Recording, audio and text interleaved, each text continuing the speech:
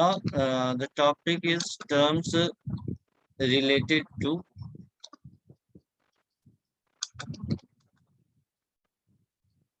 OOP. OOP means here object-oriented programming. So the first term is abstraction. So again, I am saying the same thing that here we are studying object-oriented programming. So here, this object-oriented programming is an approach for writing program, and this approach follows real-world like things. Okay, so whatever the terms that you'll study today, so all these terms are somewhat real-world lighting properties. Okay, so just listen carefully and try to uh, mm, try to relate with your real world things. Okay, next one is encapsulation.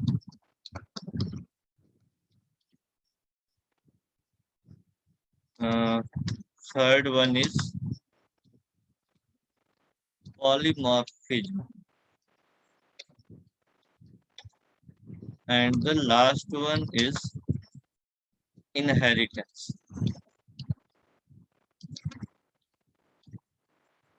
Okay, so all these things we can relate with the real world things, and all these real world things we can implement in uh, programming also. Okay, means here I am just talking about the properties only. So the first one is abstraction. Sometimes it is also known as data abstraction.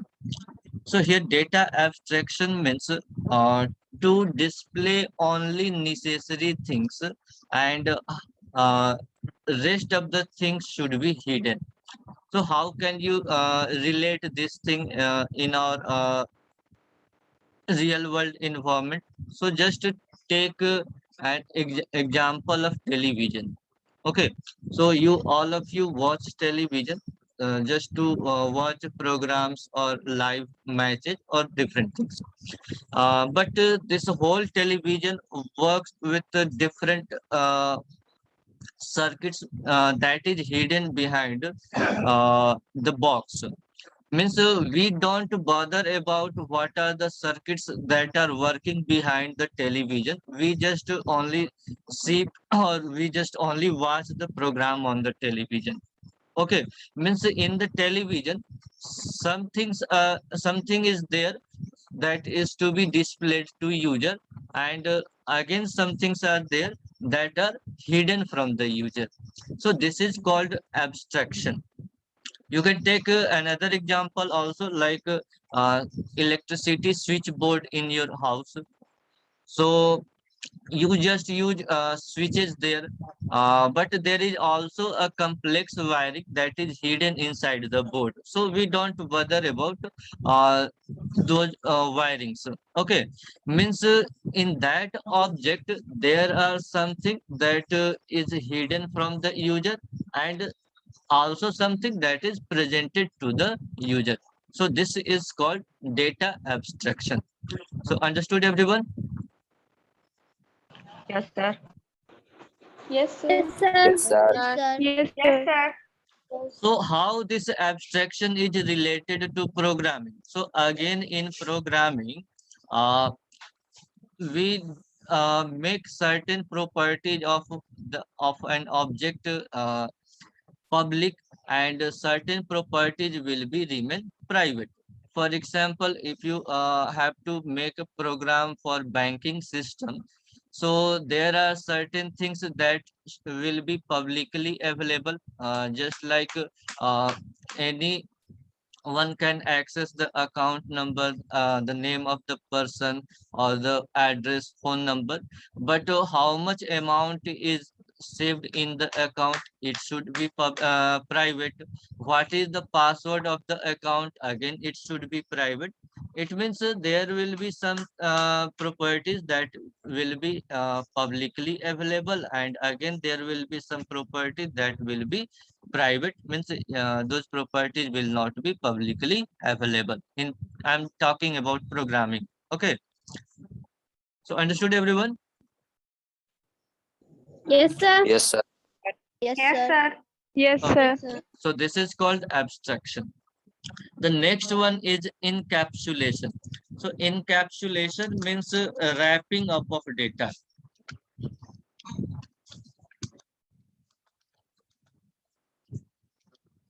Okay, so wrapping up of data into single unit, you can say. Okay, so what is this wrapping up of data? So whenever we take an example of an object, so we have different properties of that object, we have different behaviors of that object. So all those properties and all those behaviors, if we wrapped up them into single unit, so this is called encapsulation. Okay, it means that we have different properties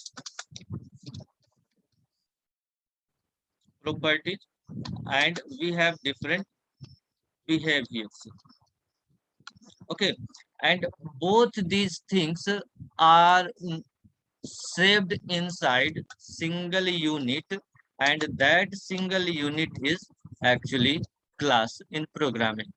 Okay, now from this class objects will be derived. Just for example,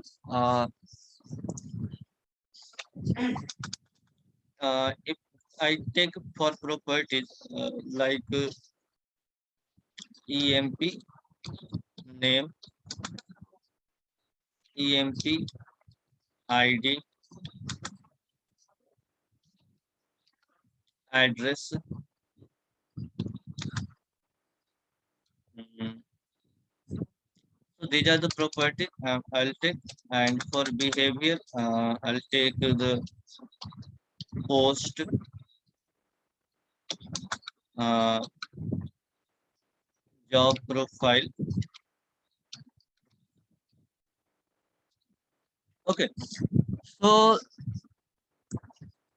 including these properties and these behaviors, we can derive or we can create one unit, and that unit we can give a name, and the name we can give is employee. Okay, it means employee here becomes a class, and this employee class has these properties and these behaviors. Okay, and now after this creation of class, now I'll be able to derive objects from this class. Like there can be different employees working in a company. So employees like manager, clerk, analyst. So this is called encapsulation. So encapsulation means simply different properties and behaviors. All these things will be saved into single unit, and that single unit is class. And from that class, different objects can be derived. So understood, everyone? Yes, sir. Yes, sir. If you have any question, you can ask.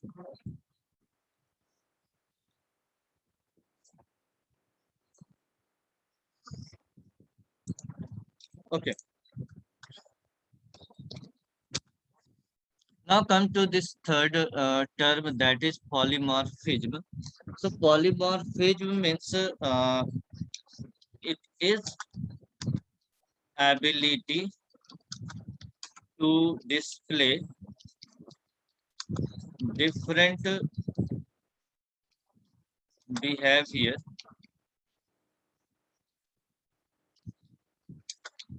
in different situation. Okay, So what is this polymorphism? Polymorphism is ability to display different behaviors in different situations.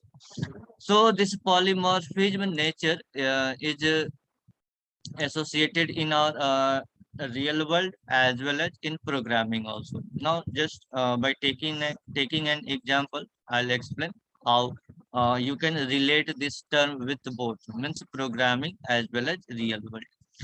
So just take example of yourself.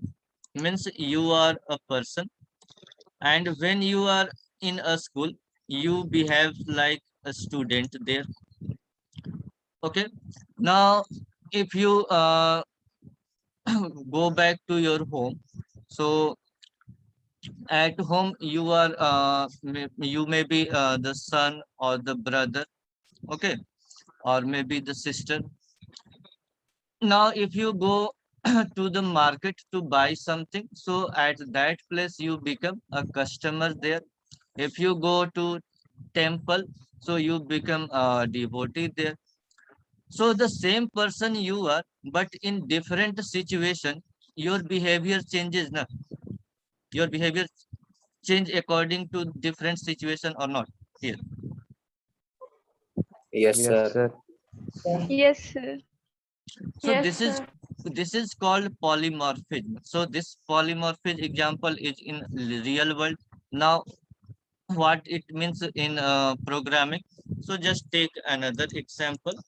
For example, if I make a method in Java programming, and the name of the method is area. Okay, means this particular area method will calculate area. But we have different shapes for calculation of area. Na? So we can calculate area of triangle, rectangle. We can calculate area of another shape like or figure like square. Okay. Now here I have only one method that has ability to calculate the area of triangle, rectangle, a square, or you can take another figure also like circle. Means there is only one method. The name of the method is area, but it has capability to calculate area of triangle, rectangle, square, and circle. Means all these four figures. So is this a polymorphism or not? Tell me.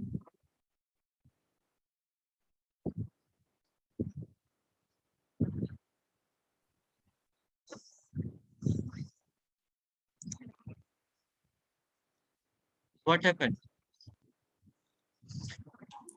Sir, what? Area. Yes, means I have created one area method in Java program, and this one area method is able to calculate area of triangle, area of rectangle, area of a square, and area of circle. Means no separate method for calculation of area of all these four figures. Only one method is there.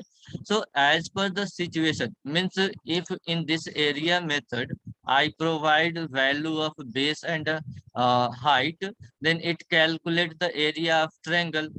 If I provide a value of length and breadth, so it will calculate area of a rectangle. But if I provide a value of radius, so it will calculate area of circle. Means in a different situation, this same method is calculating area of different figures or not. Just like the same person you are, but at different place, your behavior changes. Yes, sir. Yes, sir. Yes, sir. Yes, sir. So now if you have any question, you can ask.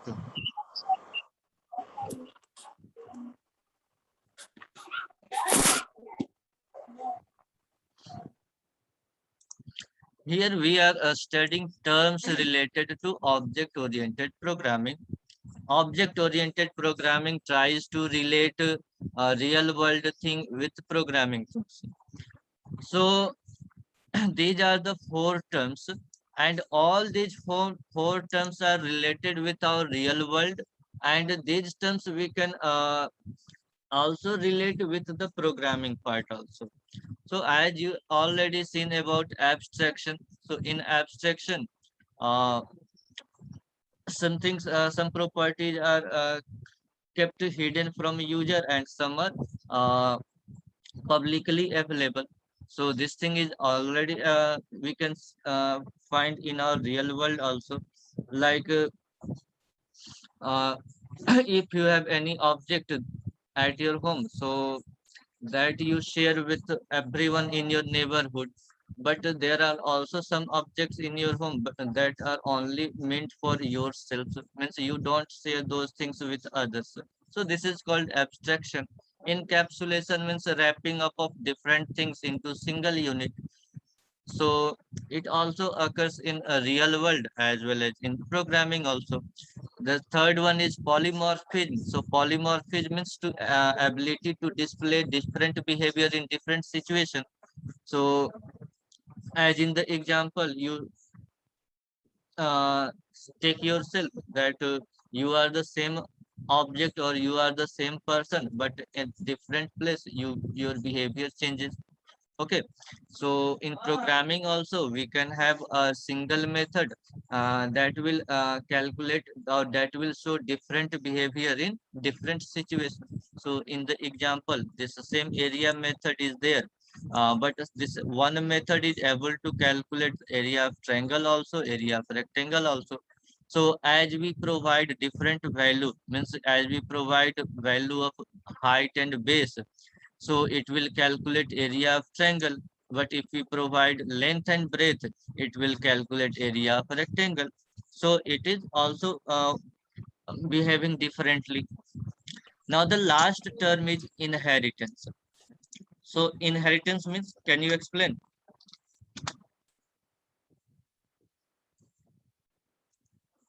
Anyone?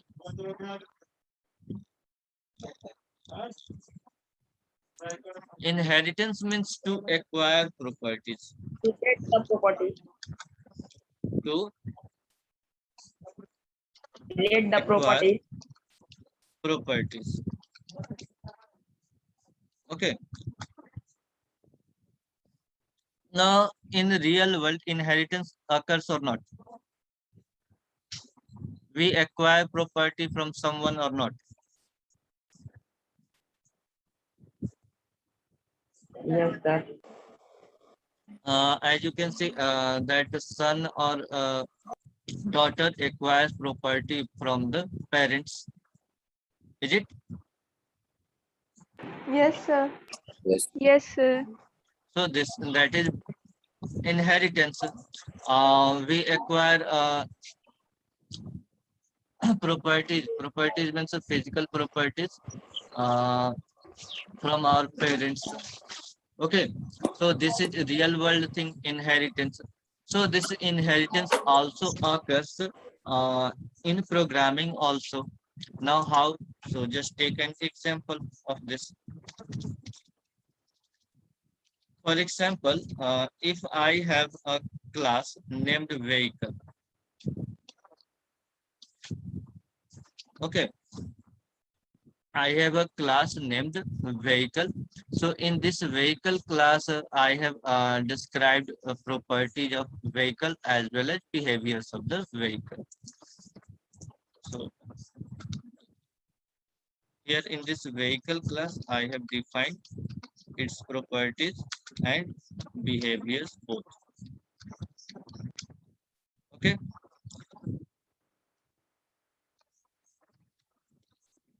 Now,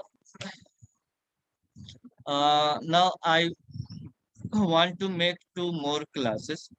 So the name of those two classes are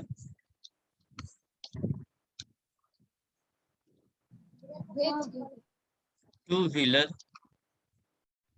and Four-wheeler. Four-wheeler. Four-wheeler. Okay. So, Sir, these are the objects of vehicle, no? no, these are two more classes: vehicle and two-wheeler and four-wheelers. Okay. So, what do you say that some properties of this vehicle class will be part of these two classes or not? Tell me. Yes, Yeah. sir. Yes, Yes, sir. sir. Some properties from this vehicle class will be part of these two classes, two-wheeler as well as four-wheeler. But some properties will also of their own. Means there will be also some properties that will be only available in two-wheeler and that will be available only in four-wheeler. Okay, but there will be some properties from this vehicle class that we can include in these two classes. So it is a case of inheritance here or not? Yes, sir. Yes, sir. Yes, sir. So this inheritance also occurs in programming. So with inheritance, there is one benefit, and the benefit is we need not to write uh, same code in all classes. Means whatever the properties that are uh, coming from this vehicle class to these two classes, so we don't need to there is no need to program them once again in these two classes. Means their program is already there available in vehicle class. So why we write one more time in these two classes also? We just do to inherit these properties from vehicle class. Okay, means now there is no need to write the same code in these two classes also, because that code is already available in vehicle class. Understood? Yes, sir. Yes, sir.